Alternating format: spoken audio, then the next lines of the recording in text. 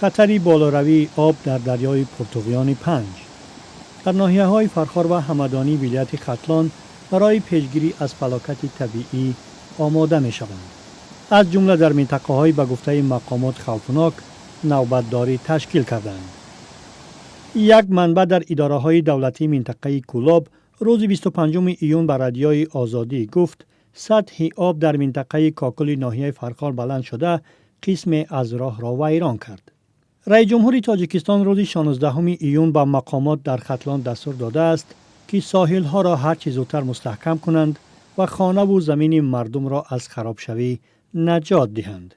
تا کنون در ناحیه فرخار بیش از 40 کیلومتر و در ناحیه همدانی 25 کیلومتر ساحلی دریای 5 را که تاجیکستان و افغانستان را از هم جدا می‌کند مستحکم کردند. با وجود این به گفته مقامات خطری رخنه شدن دریا در بعضی از منطقه‌ها هنوز پابرجاست، از جمله در دهه درقد ناحیه فرخار.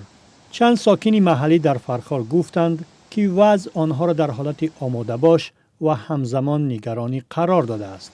مقامات میگویند جای برای تشویش نیست چون راه‌های پیشگیری از فلاکت اندیشیده شده است. همصحبت ما در اداره‌های دولتی منطقه کولاب که نخواست نامش نوشته شود گفت دیوارهای محافظتی که در زمان شوروی ساخته شده اند دیگر تقریباً به کار نمی آیند. با تخت سنگ‌های بتانی از سر نو باید ساحل‌ها را مستحکم کرد.